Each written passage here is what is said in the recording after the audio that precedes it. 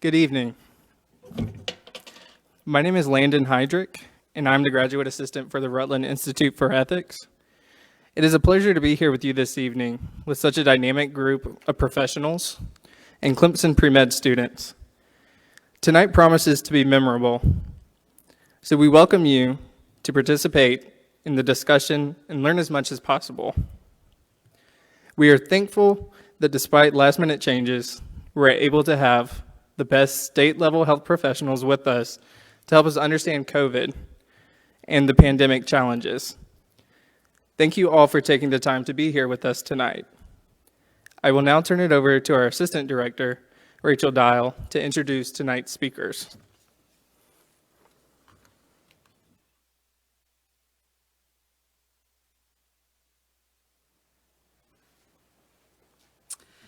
Ladies and gentlemen, during an informal and unplanned meeting a year ago, our director, Dr. Bill McCoy, and Dr. Tracy Fasolino, the School of Nursing's faculty member for ethics education, sat in this very room and decided that the next annual Ethics Day speaker would be from the field of health. Through several discussions, the decision was made to pursue the Surgeon General. Never in their wildest dreams could they have imagined just how spot on their decision would be. The pandemic has made this year's choice more relevant than ever. This afternoon, we had the opportunity to hear from the Surgeon General, and this evening, we're honored to have with us Dr. Brannon Traxler, who serves as the Interim Public Health Director for South Carolina's Department of Health and Environmental Control. Dr. Traxler recently served as the Chief Medical Officer for South Carolina's COVID-19 response. Joining her later for a Q&A will be nursing faculty, Dr. Tracy Fasolino, and Ms. Michelle Taylor-Smith, Center Operations Officer and Research Associate for the Center for Research of Health Disparities. Let's give a warm welcome to Dr. Brannon Traxler.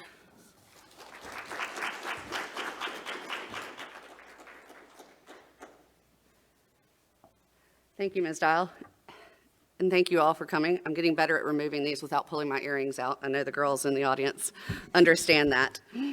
I'm pleased to be with you here today, not just because it gave me an opportunity to come back to my alma mater, but because I'm getting to talk to a group of you all where a mere couple of decades ago, I was in your shoes. And so I want to talk to you all as our current and our future public health professionals about the state of health in South Carolina, COVID-19 in our state, and how each of us in this room can improve the health in our communities through fostering that leadership, science, and ethics. Those three creeds, which, as you know, are embedded within the Phi Delta Epsilon mission, will serve you well throughout your medical career. This is a career field which takes commitment, hard work, compassion, and resiliency. For you, the pre-medical students here with us today, you are entering the field of medicine during a pivotal period in our society's history.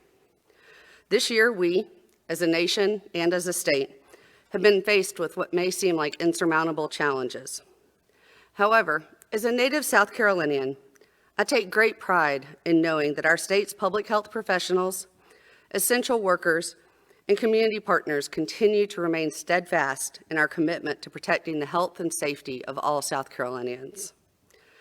It is because of their tireless commitment and dedication, as well as the support of many others throughout the state, that South Carolina can be hopeful that we will bring this virus under control.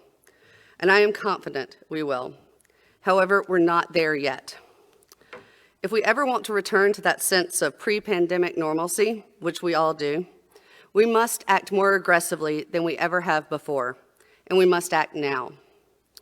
As of late this afternoon, we are reporting 159,809 cases of COVID-19 in the state and 3,593 deaths since this pandemic began in South Carolina.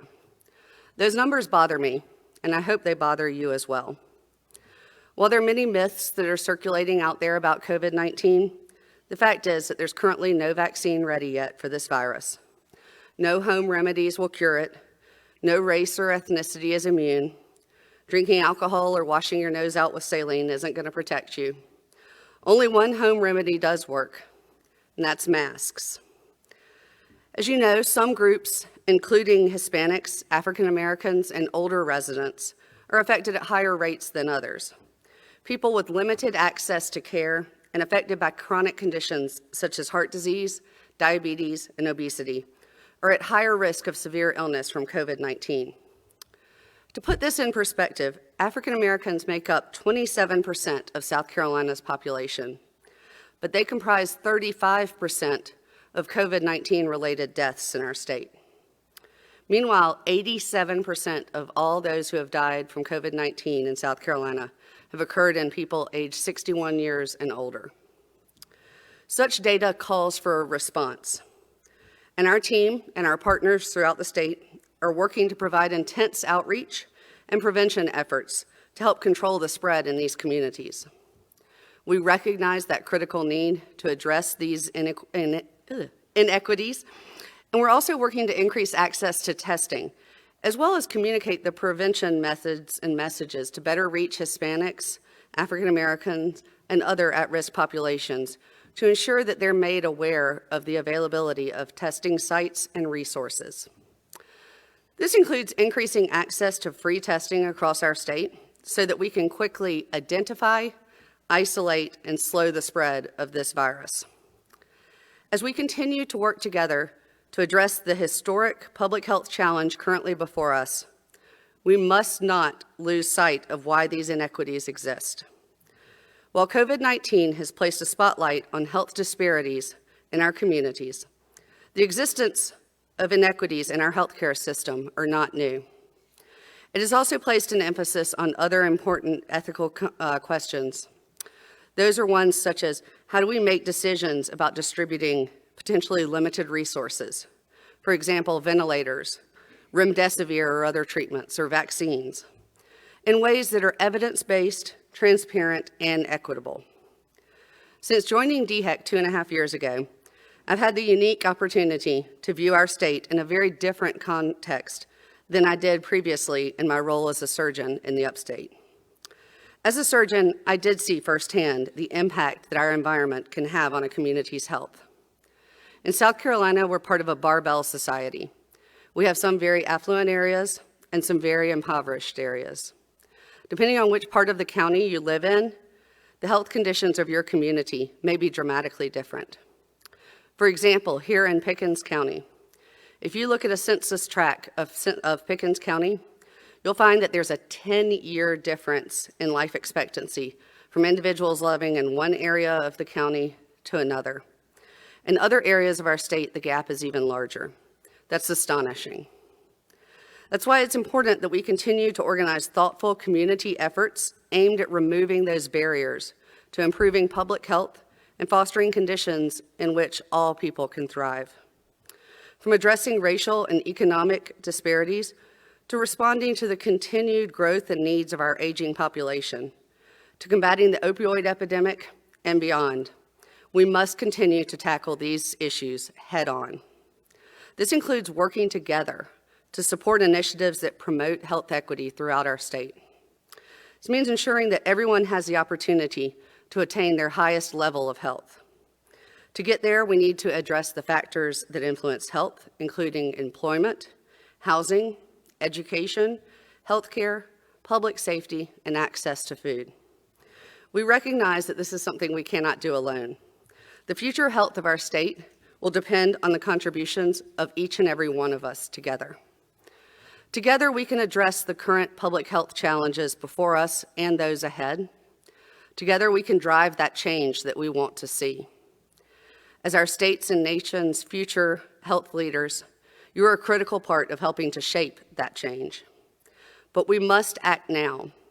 As the words of the Phi Delta Epsilon motto so eloquently states, facta non verba, deeds, not words.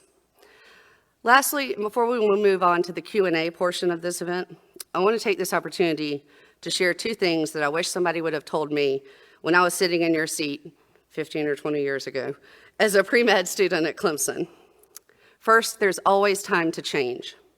You may stumble, you may think you're stumbling, you may even at times really feel like you're falling, but don't let that hold you back from progress.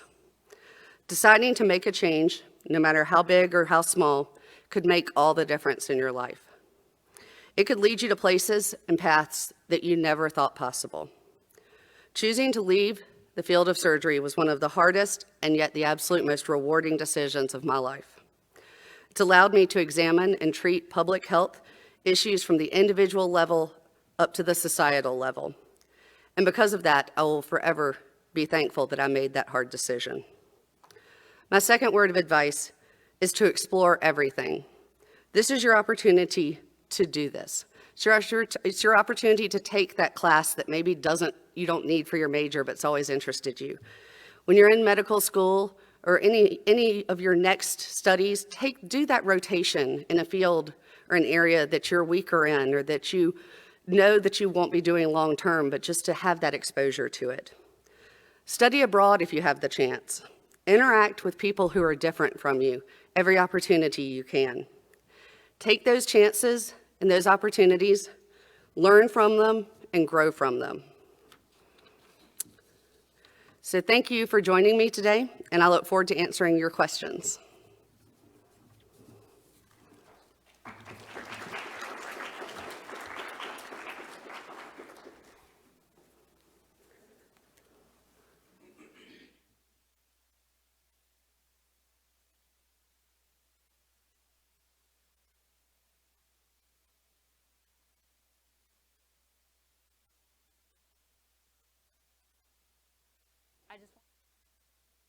This event this evening. We are really excited that you're here, and we look forward to this Q&A session.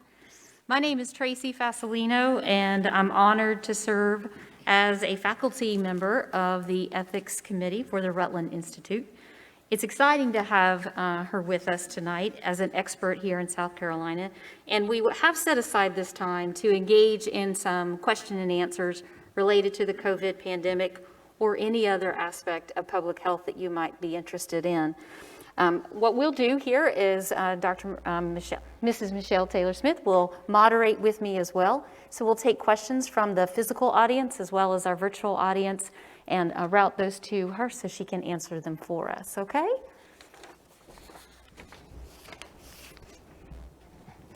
So, can everyone hear me? Good. For 42 years, I've decided, I'll use the wife voice or the mother voice, and then I can test the volume and the extension.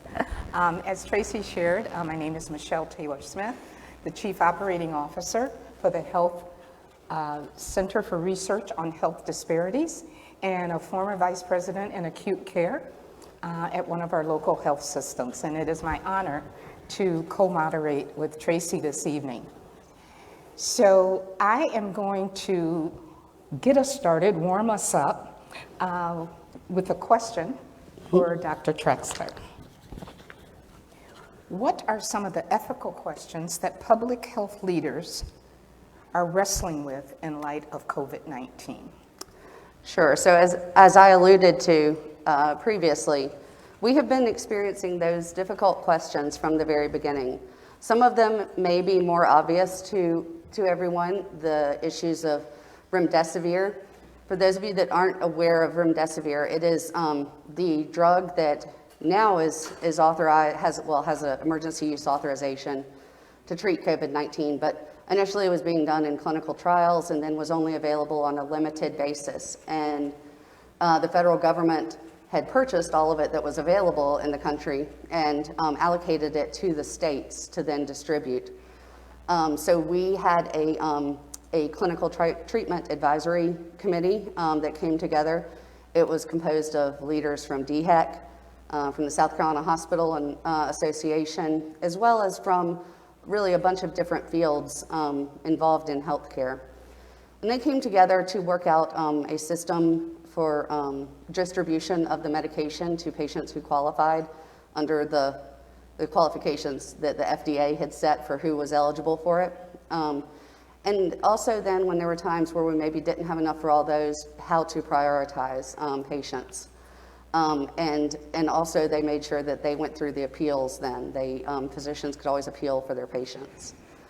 Some of the other decisions that have been ethically challenging at times are even just the ones of when testing was not widely available, which I know doesn't seem very realistic nowadays. We all see testing all over the place, but if we think back 6 short months ago, testing was very difficult to come by.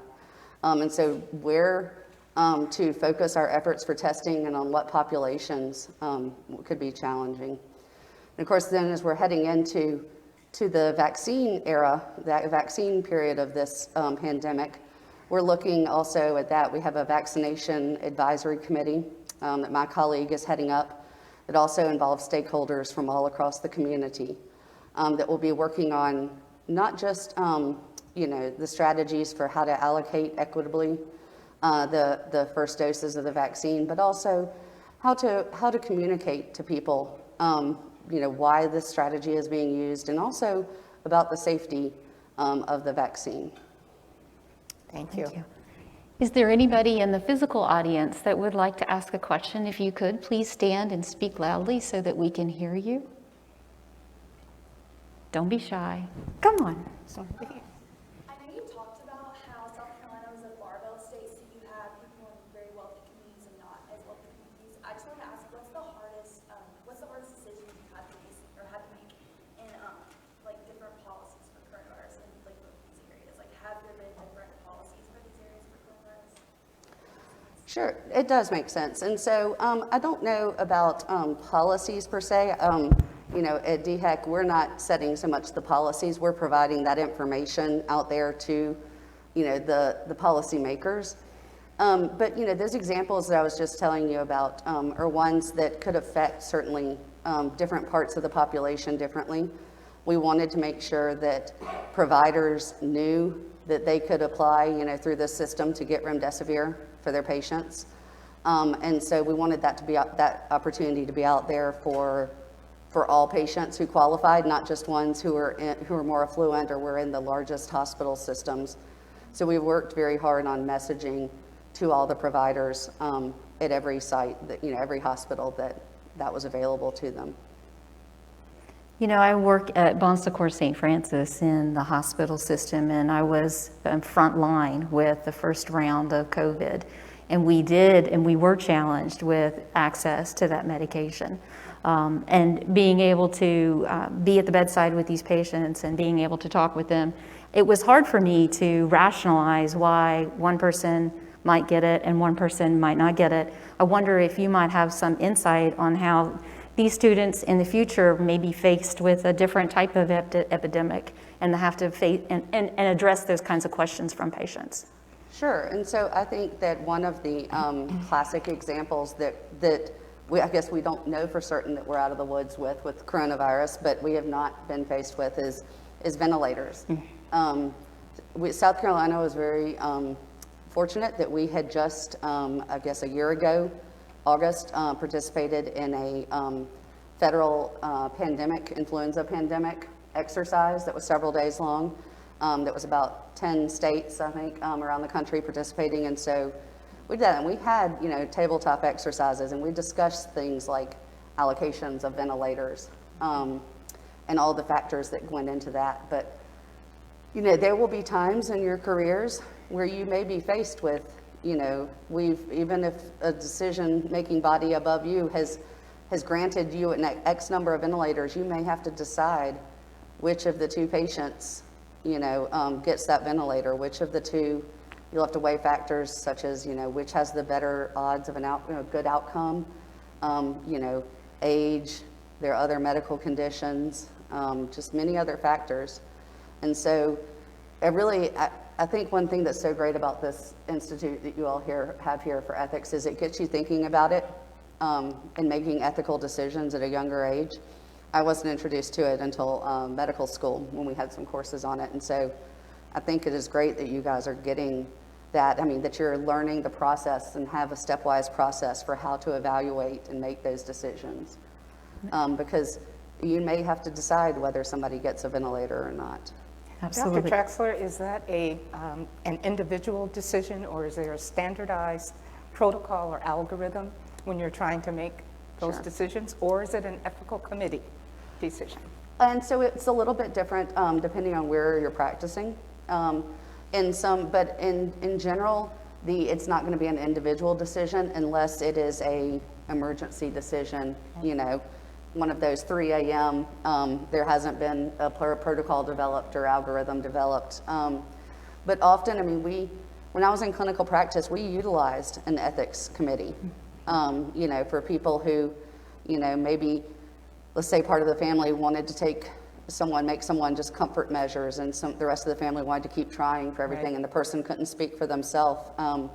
We would involve ethicists and an ethics committee. So there are often those which are very valuable. I encourage you to utilize those wherever you go if they have them. But it can sometimes come down to unexpected decisions in the middle of the night. And a quick plug for the Rutland Institute on your desk is a very helpful Yes. step-by-step process for ethical decision-making, and I think that you were alluding to that. It is, So yes. I wanted to bring that up. I was part of the committee and was honored to be part of that committee to kind of frame this for our students here at Clemson University that you can carry in your wallet. Yes, and I mean, kudos, because I think that is wonderful. I thought that the questions on it, the approach were excellent, so. Great. But yet in a concise format. It's always nice when you can have it on a card. Is there any questions from the virtual environment or the virtual audience? No? Well, yes, ma'am. You mentioned, like the beginning, how tests weren't really available. Have you seen any changes nationally or even statewide because of Corona to maybe prevent future epidemics, or? Sure, absolutely. So I can't speak necessarily to testing in that regard, but another thing that there were shortages of were the personal protective equipment, the PPE. And that was not so much having to make, ethical decisions about where it went, but just people spending a lot of time trying to procure it. And so I've seen nationally, my understanding is they're replenishing the stockpiles, the strategic national stockpile, and enhancing some of those. And in South Carolina even, we're looking to stockpile some PPE for potential future pandemics. I think we also ran into some issues with supply of PPEs during the Ebola crisis.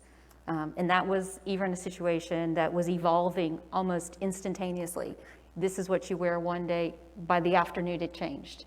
Would you agree that was another kind of crisis moment? It just wasn't as profound as what we have with the COVID-19, but certainly a situation where PPEs was a problem and access to PPEs. And then more than that, what was the science behind the PPE?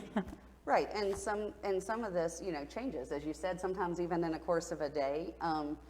When I give presentations, my first slide after the introductory one is always my disclaimer that this is a rapidly evolving situation, and so anything I'm presenting, is subject to change at a moment's notice. My colleague has an expression that he has been saying since January when he and I started preparing for COVID together, and I think it's great. It's Semper Gumby. Basically, always be flexible. Because as we learn more about things, our recommendations do change, and it doesn't mean we were wrong. It just means that we're gaining more evidence, and so absolutely. These things also have expiration dates, which is another thing that people don't think of PPE as having expiration dates, but if you pull on a pair of gloves that has not been kept at the right temperature or humidity, and they're old, and you pull them on, and your hand will just bust right through them. So Good point. Very good point. there's a number of factors associated with this. How about some other questions from the audience? Yes, ma'am. We'll remember to repeat your questions so that you can hear it too. I'm sorry about that. Sure. Going back to the discussion on the ethics boards at hospitals, have you seen a change in how these boards are, how they're proposed, how they function, different policies they've implemented in COVID-specific hospitals? So the question was whether I had seen a change in terms of the ethics committees and the policies and procedures they were using in acute care settings in hospitals. And I really can't speak to that, not practicing in an acute care environment, but you may be able to, having recently been in one. I think that's an excellent question, and I serve on the ethics committee there at Bon Secours St. Francis, and we don't have regular meetings as much as we have meetings when we're in a situation where we have to get involved. And with the COVID-19, one of the things that we've seen evolve a little bit more is we're bringing infectious control, infectious disease specialists into that. We already have physicians and ethicists on board anyway, and Bon Secours is a faith-based hospital. So we include our chaplain in the spiritual aspect to make sure we're addressing all of those. I think that has been a slight change over the time. Now, we don't really have policies because it's hard to frame a policy when it comes to ethics. We do have a strategy on how we go about meetings and acknowledging each person that's on that committee and making sure that we're giving them the time and space to speak to their beliefs and how they think this should go. I hope that answers your question. Okay. Good to know. What public health strategies were considered during the reopening of schools and universities across the state? Great question. Sure. And so the question was, what were the public health strategies that were used and looked at when making decisions about reopening schools and universities?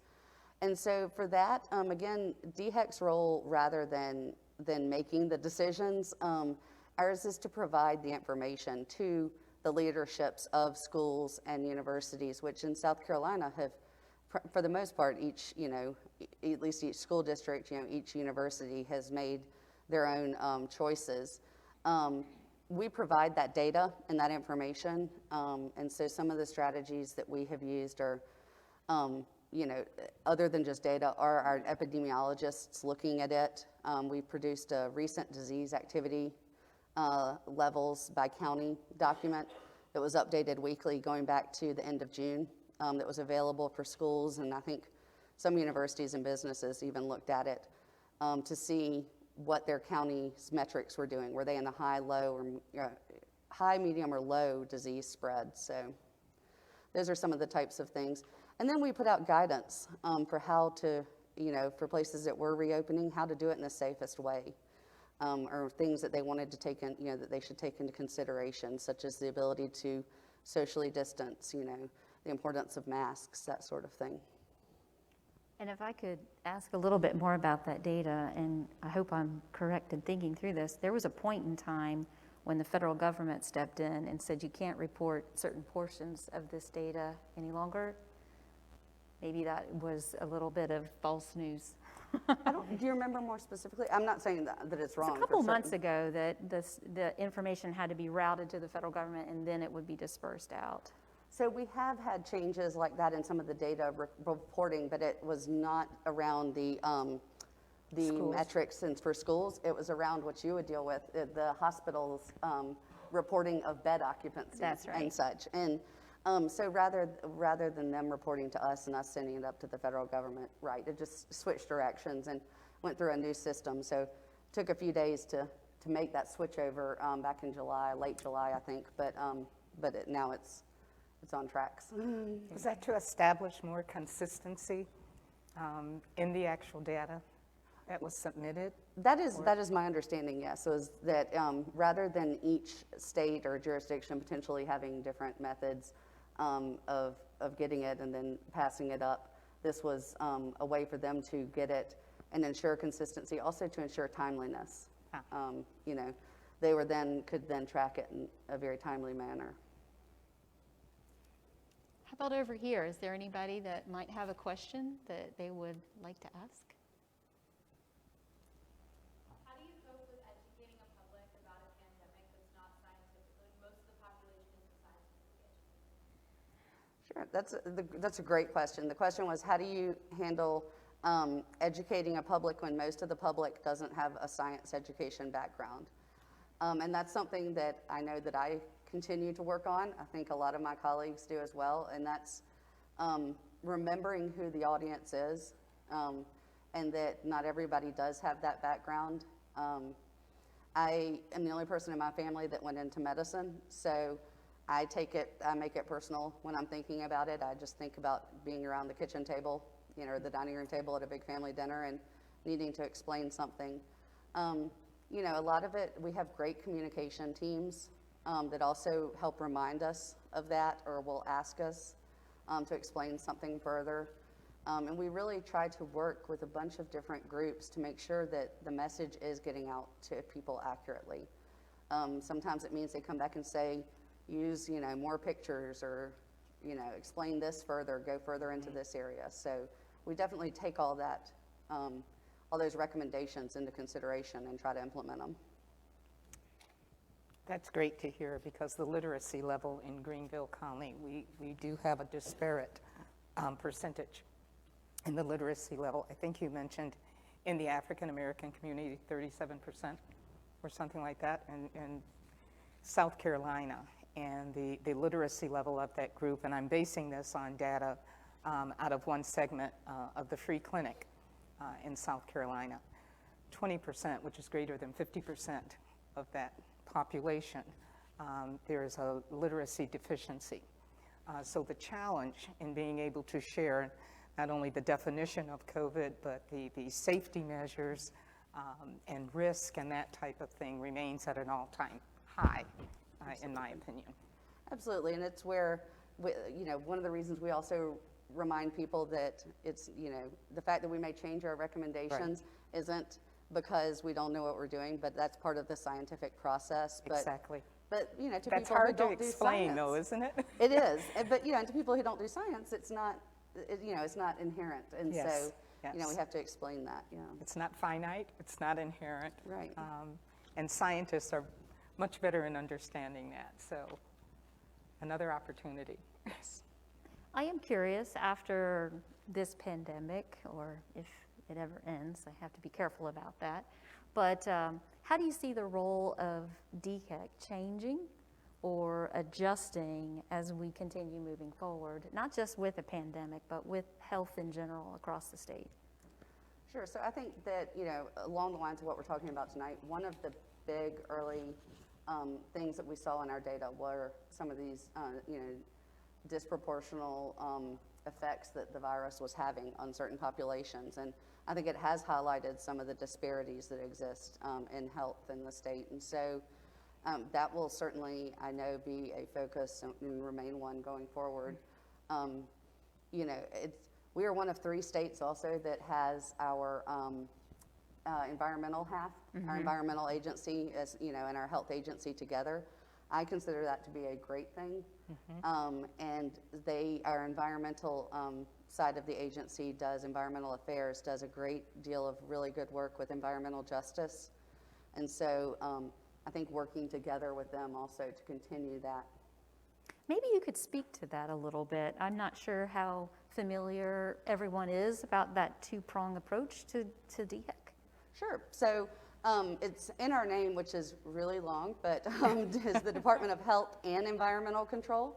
So in many states, you will have the Department of Health or the Department of Public Health, and then separately, you'll have an environmental agency. Public health sometimes, for example, in Georgia, stands alone. They have a Department of Public Health. In North Carolina, Department of Public Health falls under the Division of Public Health falls under the Department of Health and Human Services. So we are unique. We're with Colorado and Kansas. So 3 very different states are the ones that combine the 2. And then we also have our regulatory component as well with DHEC, our healthcare quality that does the licensing for hospitals and such. And it really, I think that one of the benefits of this pandemic to me has been interacting with all the other different parts of our agency because I just had not had the opportunity to before. And so seeing the work that, and the depth of the work that our environmental folks do, that they get involved in the things like environmental justice and, recognizing that they're not just looking at, water quality, but they're looking at all the issues that go on around that, has really been very impressive to me. Awesome. Wonderful. Thank you for expanding on that. I wasn't sure how familiar everybody was with the environmental part of DHEC. But some other questions? Yes, ma'am. Oh, no. Also just saying, with your background in surgery, how has different pre-op measures and things like that for patients, how has that fluctuated or changed with the COVID pandemic? Sure. So the question was, with my background in surgery, what measures and actions done in pre-op have changed with the COVID pandemic? And so I will say I'm not practicing surgery at this time, so I am not, I don't have patients going through pre-op every day like I did, a few years ago. But certainly my understanding is many places are requiring negative COVID testing before procedures. you know, for a while there, of course, elective procedures or non-emergent procedures were on hold for the hospital beds. But I believe everybody is pretty much back up and running those full-time. So I think the biggest change has been that COVID testing. And then additionally, probably how many people you can have waiting with you. You know, for a while, also hospitals were shut down to visitation and are, I think, slowly opening back up. But you can't have the whole extended family in pre-op or recovery with you. So those are some of the changes. I was in clinic yesterday, and I was taking care of a patient who's getting ready to have an elective procedure on his knee, and he was explaining to me that he had to go get his COVID test, and then he had to self-quarantine for 7 days prior to the procedure, and then he had to sign a release that said that he would hold himself accountable to that quarantine so that we were not exposing others. And so we have a very intentional layer of protection for that patient, as well as the patients that are in the operating room or those patients that are coming into the hospital for procedures. And your staff, I would imagine. Absolutely. We want to keep the Yes. staff all very healthy because we Absolutely. need them healthy. Absolutely. There was another young lady. Yes, ma'am. Yeah, I was going to ask, once there is, or like if there is an approved COVID-19 vaccine, how do you go about the ethics of like potentially requiring the vaccine for people to return to like school or work? Sure, and so at this time, our ethics focus when it comes to the vaccines, as I said, is around, you know, the possibility that we may have limited numbers of doses initially. I'm sure that, you know, Semper Gumby, things will change then when we enter what they're calling phase 2, where it becomes widely available for everyone. I am not aware of talks or participating in and would not be, you know, deciding whether a vaccine is mandatory for anyone or not. But right now our focus is on, you know, trying to get to the point where we have enough for everybody who wants one and really encouraging everyone to take one once those are available for you. I trust the process. You'll see me. I'll be one of the first ones rolling up my sleeve and willing to take one. So, Tracy and I talked about that this afternoon. We'll be in line behind you. They already gave me go. my flu shot on camera this year, so. You know. But you know, I think that's one of the big things is you know, I'm not going to ask the public to do something that I'm not willing to do or that I'm not willing to have my family do. So. Yes, sir. COVID has been super frustrating for pre-med students. So I feel like I've watched people like Surgeon General and Dr. Fauci, people that I aspire my medical career to end up like, be discredited by many. So like, how do you combat that frustration personally?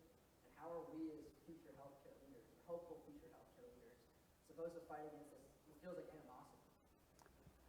That is a very insightful question. So it was, you know, that as pre-med students, the people you aspire to be, you know, the Dr. Fauci's and the Dr. Jerome Adams, our Surgeon General, and so forth of the world, are getting, you know, I don't know about discredited, but people are trying to discredit them, you know, publicly. And how do you not get discouraged by all the animosity out there towards, you know, healthcare and public health professionals? And I think at least for me, I mean, the way to do that is just to continue to work, I mean, to know in your heart, first of all, what you're doing is right. But to not get beat down is to continue to look and see who all you are making a difference at. You know, I still, you know, watch these folks. I still watch the Surgeon General and am awed by him and Dr. Fauci. You know, it can be frustrating then to hear them, you know, being spoken poorly of. But deep down, I know that they're doing the right thing and I admire them for it. I personally don't, you know, just don't let it get to me personally, and kind of keep my eye on the prize, which is getting us through this. And remind myself, I mean, how many people do want to help and how many people are making a difference. The Surgeon General spoke earlier today that 86% of Americans, when polled, were fine with wearing a mask and all.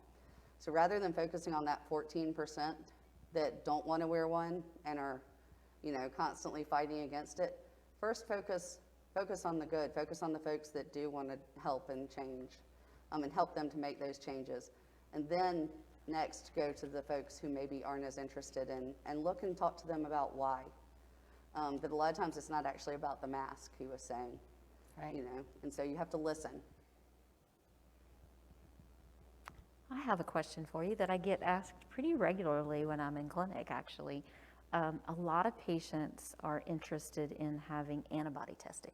Right? They want to know if they've had some exposure, maybe they weren't symptomatic, and are they free and clear, if you will, to go back out into the public because we now have an immunity.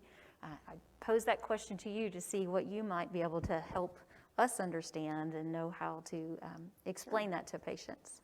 I have a family member of my own who, when donating blood, incidentally discovered antibodies. And so I'll tell you the same thing I tell that family member, and that is that, you know, it is not a guarantee that you have immunity. We don't know that yet. So it's certainly, you know, a more encouraging sign that you may have some protection, but we don't know that antibodies really do give that much protection. And if they do, we don't know what level of antibodies you need in order to be protected from reinfection, or for how long those might last.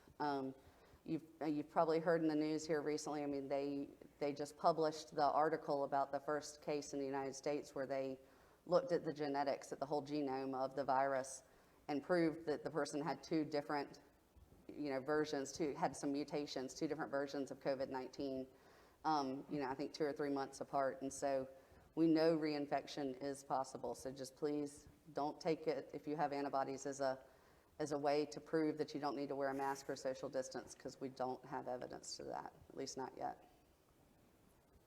Thank you. Other questions? This side. Hi, so as of the current FDA approval timeline is quite long, but with COVID-19 coming as it currently is, it's shortened in order to quickly be able to push out the vaccine to the population. So do you believe that ethics and possibly public like health at-risk times will alter the amount of time it takes for the FDA to approve such vaccines or other medically invasive devices? Sure, so that is a great question about whether or not the FDA approval process will be shortened or basically circumvented to some degree because of the pandemic we're in. And no, I have not seen any evidence to make me think that, and everything that I have seen is suggesting they're going through that same normal process. We don't normally have vaccines developed this quickly, but we also are not usually taking the steps that they are. For example, some of the leading vaccines, the ones that are looking the most promising, they had already started a couple of months ago mass producing them. They don't normally, pharmaceutical companies, you know, gamble with their money quite to that extreme, you know, but for this, I mean, this is something, you know, they started mass producing because that was going to be a factor in how quickly they could get them out if they're successful. So it's a risk that they're taking. If they're not successful, then they'll lose that money and that time. But if they are, the vaccines will be available that much faster to everyone. They also were utilizing some platforms, some technology such as the mRNA platform that a couple of the vaccines are, that were already under investigation and already being developed. So they kind of got a jump start as soon as the genome was sequenced last January for this virus. They could basically blend it then with the technology they already had going for the mRNA vaccine and start working on producing a successful vaccine so they could get into trials. And of course, there's more people that are wanting to be a part of a clinical trial now. They're getting enrollment faster than they might during a non-pandemic time for a vaccine. But they are not circumventing the processes like the independent review panel looking at the data. Before the FDA, you'll even get presented the information to make a decision on emergency use authorization or an approval. That data has to go through an independent review panel that has to basically say, yes, we think it's ready to go on to the FDA, or they could put a stop to it at any point too if they felt it was unsafe. So that those kind of measures still exist. Yes, ma'am. I know you've mentioned a couple times that NEC's main goal is to provide policymakers advice and recommendations. But with that in mind and hindsight, looking back, are there things that you would have done differently as kind of the person in charge of the NEC's response? And are there recommendations you would have made differently, or just looking back, like what do you know now that you wish you would have done? Sure. So I think hindsight always can be 20/20. I mean, I wish that we even just had the knowledge about the virus that we do now.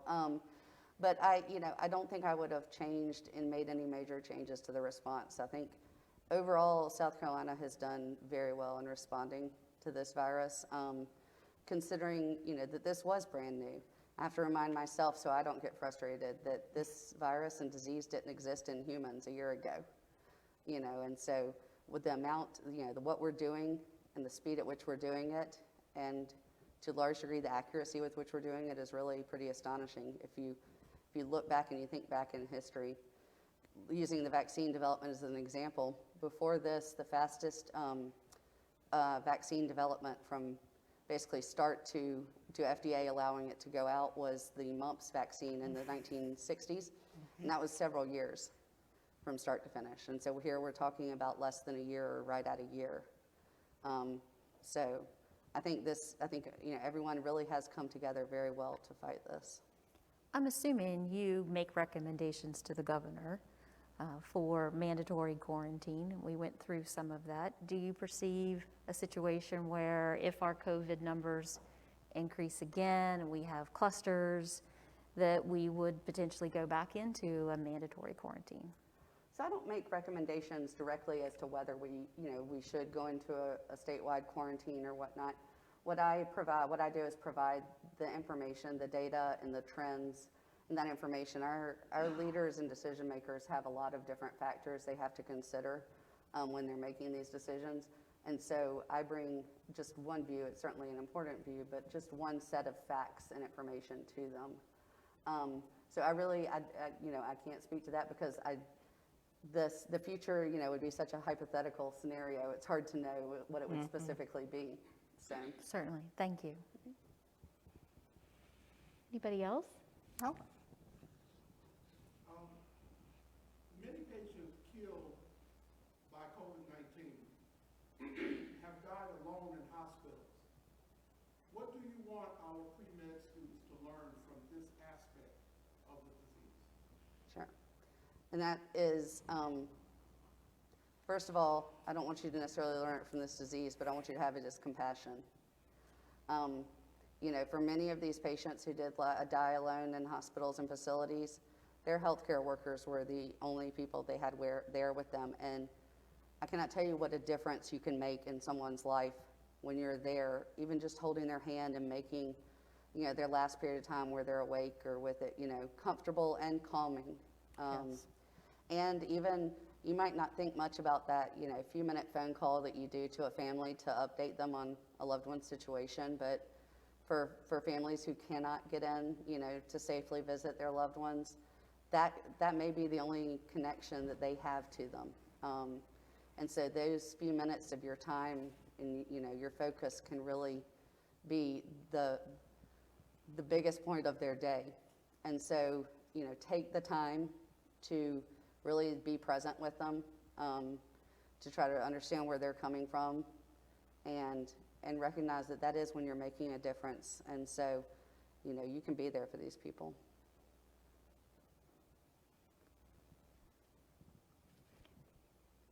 One more then.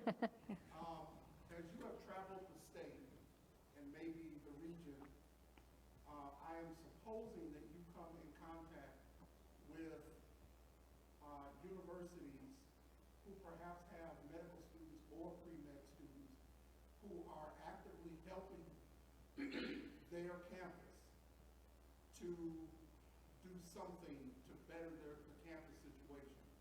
If that's the case, could you share some of those practices with us?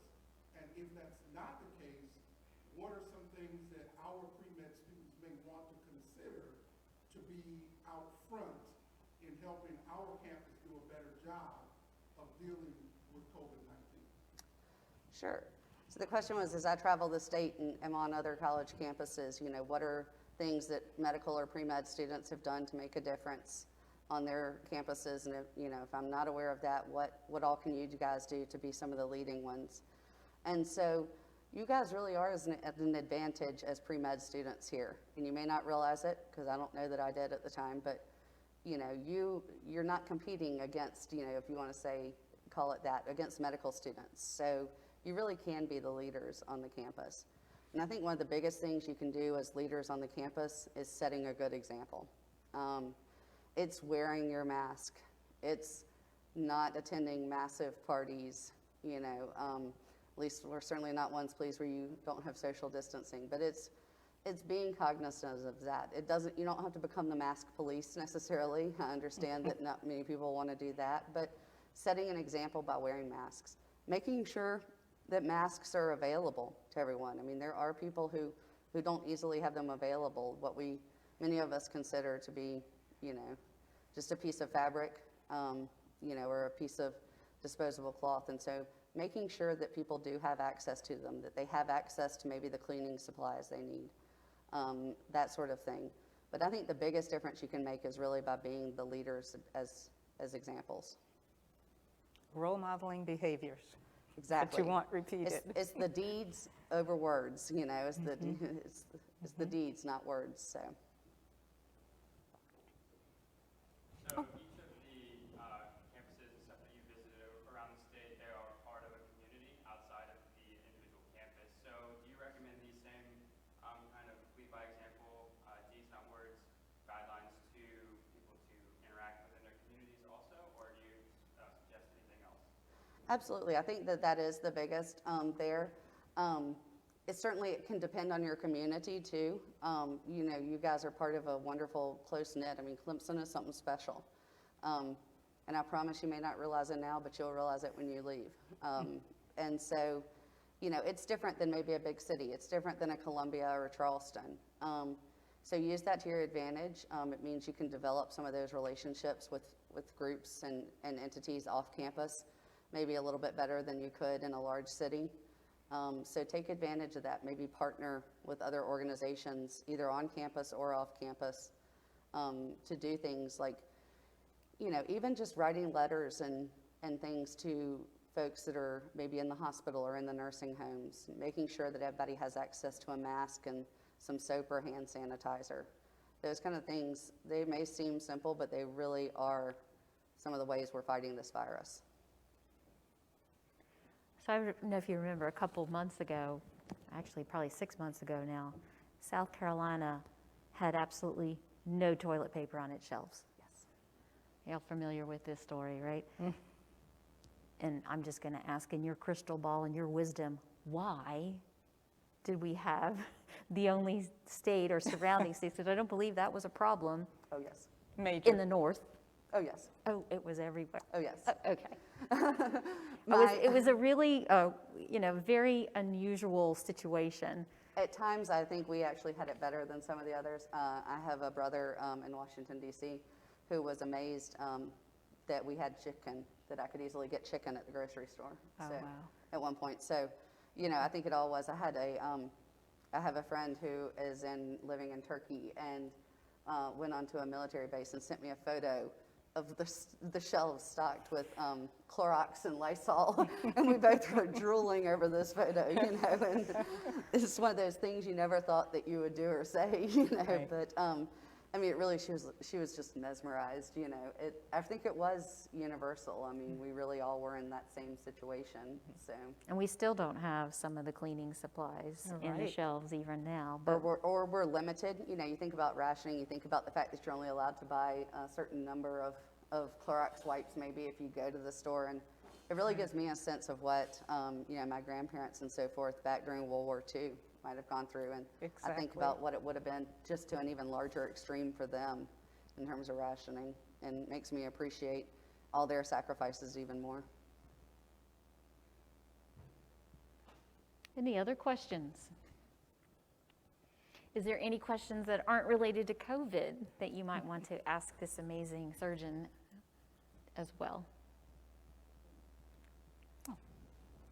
We've talked a lot about like communication strategies with COVID, but specifically with the opioid crisis, and especially in South Carolina, how have you dealt with that, especially with like literacy deficiencies and understanding the whole aspect of like what happens to you when you take these types of drugs?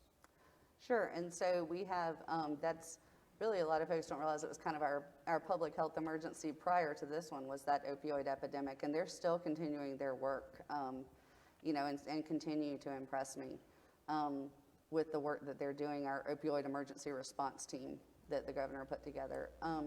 And so a lot of their communication comes down to just different methods, and that's the same as for COVID, really. You know, being able to speak, being able to explain something, maybe not written if the literacy is not high, but if they can't even do photos, but maybe just hearing it. So we really try to look at things from a radio, TV perspective, as well as print. And for print, doing ones that are more, you know, graphics and icons really that show you, and then others with more words on them. You know, billboards. I did a PSA and somebody texted me they'd seen me while they were pumping gas. That was really disturbing. But he had the little screen that comes up. I told them I didn't pump gas at those expensive places. I think those are Spinks. But you know, we really try to take advantage. I mean, it's an example of taking advantage of every method of media that's out there. Yeah. And really then just talking to people, talking to groups. How much does DCHEC get involved with the pharmaceutical companies with regard to modification of the opiates to prevent them from being abused? Right, so we don't do, you know, our regulatory folks, I don't think, get into that. However, our drug control division in our regulatory arm, our healthcare quality division, does set some of the guidelines and such for prescribing. So for example, for me as a prescriber, that, you know, limitations as to the number that a person can get filled at one time. I'm old enough where when I started practicing as a surgeon, there was not a prescription monitoring, you know, database. And now there is. I mean, Say there is now. oh yes, there has been for 7 years, something like that. Yeah. And in case you guys aren't aware of what that is, pretty soon you'll be potentially writing controlled substance like Narco, Vicodin, something like that. And you're going to have patients come in and ask for a prescription, and you're bound to check our statewide database to see when was the last prescription they had filled, how much was it, how many was, you know, how much was dispensed, who prescribed it, and we can actually query, I think maybe 25 states now. The number, yeah, I'm not sure of the up-to-date number, but I know certainly the vast majority that are more common, you know, near us. Yeah. So, you know, you can catch somebody, you know, basically if they're trying to doctor shop and go to a bunch of places, or if they just got a big prescription filled by another person. And so you also have to report in any that you prescribe into that database. You know, and then we do get involved in terms of pushing out education, you know, to prescribers. We have a health alert network, our HAN network, that prescribers and facilities can enroll in, and we send out urgent and important communications that way. And so we call them our HANs. We just sent out one actually on, you know, prevention methods for opioid overdoses recently, and I think in the last month or 6 weeks, and it included information such as reminding them that, you know, they could co-prescribe Narcan, naloxone, at the same time they do opioids. You know, reminding them to even tell patients that naloxone's available over the counter without a prescription. You know, the safe limits to prescribing, that sort of thing. So we do a fair amount of education of providers. And I get a report, I think, in my email about once a month maybe, or once every 2 months, on what my score is related to opiate prescribing. And because I work in palliative with hospice infus, my score for prescribing is really high. But it's within the context of the patient population that I'm dealing with. But that is a very helpful tool as well that gives me not only my score, but the breakdown of what am I prescribing Schedule 2, Schedule 3, Schedule 4s? And so I really appreciate that knowledge and that kind of a check and balance, if you will, between the regulatory bodies and my prescribing practices. Absolutely. It also speaks to the importance of electronic documentation and the ability to interface across different environments. I must admit, speaking of old enough to remember. Oh, I know what you're going to say, and I was too. So. But you know, we're writing and we're thinking everyone knows what we've done and assume that our friend Dr. Jones here has documented everything, and if he hasn't, you know, we'll just prescribe for the second time, unknowingly.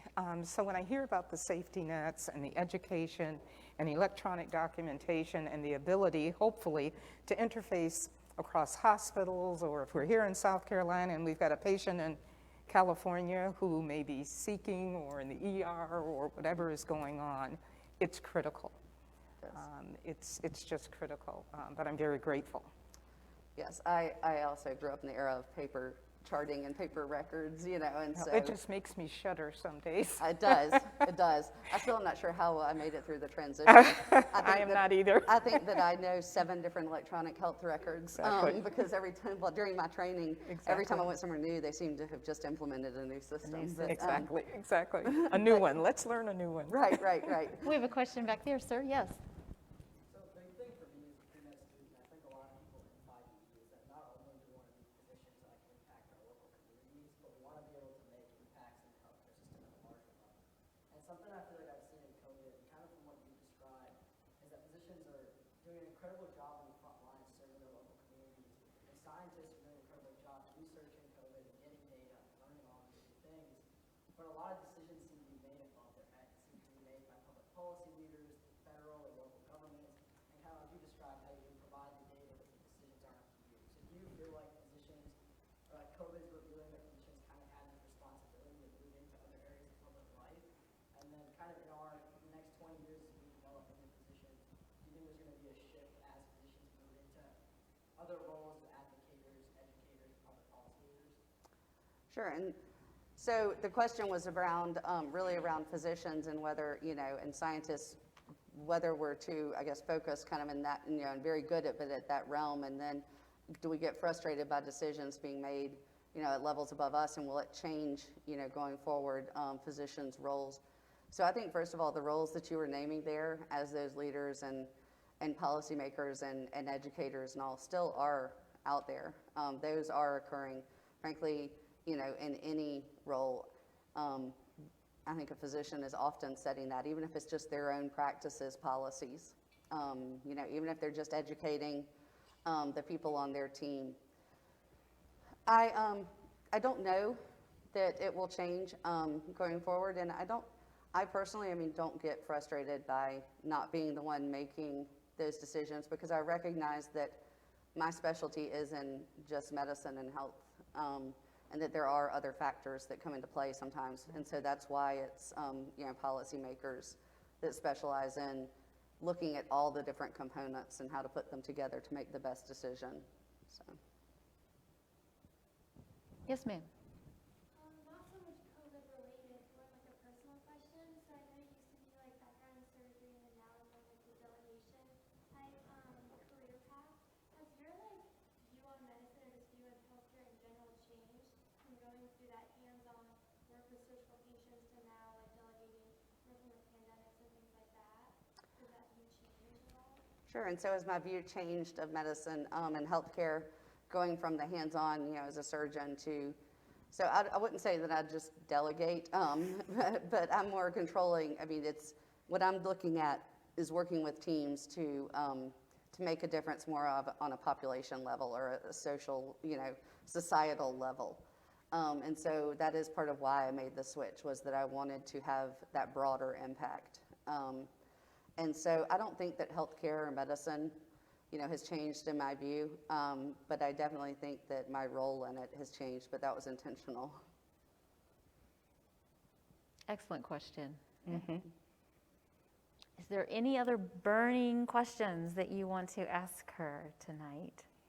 Here's your chance. That's right. Or any comments or experiences, even in your roles now, that you'd like to Absolutely. share? I just have more of a question. You touched a little bit on your Clemson undergrad and that you were involved in surgery. Can you give us more of like a in-depth timeline of your path to getting where you're sitting now? As to how old I am? Sure. You don't have to reveal that. Well, see, you shared that you knew about paper So it was asking if I documentation. could give more of kind of a timeline and a path to where I am. Sure. So I graduated Clemson in 2004. So, and then went to the University of South Carolina School of Medicine for medical school. I chose there. I did early decision there, which I have to say was a great decision because I knew then my whole senior year where I was going and could enjoy it. But did that because they had a rotations experience in Greenville, which was my hometown. So at the time there was not a 4-year school in Greenville, but there was, you could do your 3rd and 4th year rotations full-time there.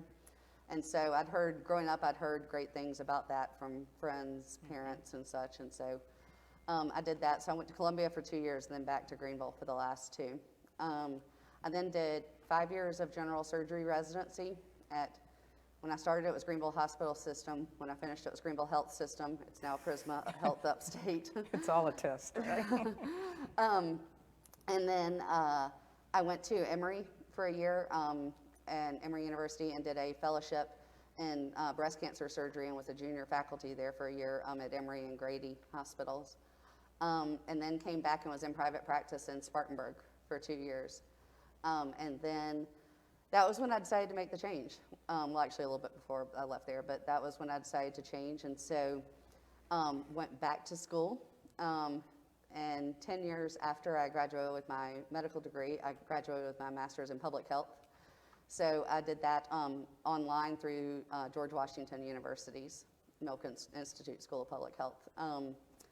And then have been with DHEC for about 2.5 years now, since right when I finished it. Quite an illustrious career. Yes. I think you had maybe a question or a comment. So this is kind of a specific question, so I apologize for that. But going back to the opioid epidemic discussion we had, I'm involved in undergraduate research that looks at the maternal experience through the opioid epidemic. And a lot of times we see these children get taken away from their health and safety, but through this research we've learned that the experience of motherhood has really been a driving force in the recovery of a lot of local women in South Carolina and this county specifically. What are your thoughts on kind of the ethics around that debate, kind of balancing the safety of the child with the well-being and wellness mentally of the mother? Sure, and so that's a great question. Her question was about the research she's doing, looking at basically the effects of motherhood on folks who abuse opioids, I think specifically you said, in this area. And, you know, so balancing, how do you balance kind of the ethical decisions of protecting the child's safety versus also protecting and wanting to improve the health and mental health also of the mother. And so I think that is answered by doing exactly what you're doing, and that is doing that research, because that, you know, is how we will know where to find that balance, because both are very important. And so we do this kind of research like you're doing to see the effects, to prove, as you said, you know, that there are the effects on the mother. And so then to look to it, for the policymakers to look to see, you know, whether policies need to shift any, you know, one way or the other. Excellent question, though. Yes, sir. Based on a conversation that Ms. Taylor Smith and I had earlier, what suggestions do you give our students in terms of how to properly balance work-life schedules, considering what they're about to go into, which is only going to get busier and harder from where they are now? So what advice would you give for them to properly balance work and life? Sure, and so I think the question is, what advice do I have for students for balancing work and life? And I think that right now is the time for you all to establish the good habits with that, and to find that good threshold for you, because it may be different for each person. And so you really, and I think some of it you become, at least I know I did, more aware as you get older kind of where you want that pendulum to swing, where you want it to land. But this is the time to establish some kind of boundaries with yourself. Be it saying like, I'm only going to do work, till X time, and then I'm going to go, relax some and do some things that, I enjoy, or whether it's the opposite and saying, I'm only going to go out this number of nights this week, and then going to make myself stay in the others. This is the time to try to start setting those good, that good balance. So, take advantage of this opportunity where you do have the time to find out what skills and your thresholds are now, so that you can set that stage as you go forward, because you're right, it's only going to get more difficult. So, As it gets more difficult, it seems it becomes more important to be able to balance that. The service and the tasks that you all are taking on and are dedicating your lives to, it's complex. I'm sure you would not disagree. And you're devoting your life, and no, it's not a 9-to-5 job. So that same compassion that I'm convinced we don't do well and teach well, that you share with your patients, because many of you will be the first person that your patients see, and many of you will be the last person you see. And so that compassion goes a long way. So helping each other is where I'm going. Having a buddy, having a partner, a team member, anyone to help you with that balance, because you wouldn't be sitting here if you didn't want to do a good job. I'm confident of that. And you're working hard already. But keep compassion to yourselves first, and you'll be able to share that with your patients. one thing during all of this, I say, and this is, this is also along with the Semper Gumby, but, just because things do change is, we all have to have grace with each other. And I got that from a talk our director gave in our emergency operations center months ago, earlier on in this. But, but start with having grace with yourself. Yes. And then with each other, and recognize, that we all are working on this together. So those are very wise words. Certainly are. Things get kind of heated in the hospital sometimes when you're tired. You haven't had a chance to really take a break or grab anything to eat, and you're gowned up, masked up, you're hot, you're sweaty, and then one thing just can kind of tick you off if you're not careful. So grace is probably one thing that, as a healthcare system and healthcare providers over these last 6 or 7 months, we've learned a lot more about that, and patience and tolerance. So those are indeed wise words. And let it follow true away from work too, and Yes. having grace with each other. Yeah, because we really don't change when we walk out the door and change our scrubs, do we? Or take off our lab coat. Have grace with each other, but also hold each other a little bit accountable. Exactly. My husband, who is wonderful and is, really my rock. He has an immeasurable amount of grace with me, trust me. He's also the one that reminds me, even if he doesn't know it, I think of him and I remember then maybe why, where I need to kind of draw the line at some point and take some time. So. Any other questions? I think you guys have been a fantastic audience. We thank you for taking the time. Thank you. Yes, Thank you all.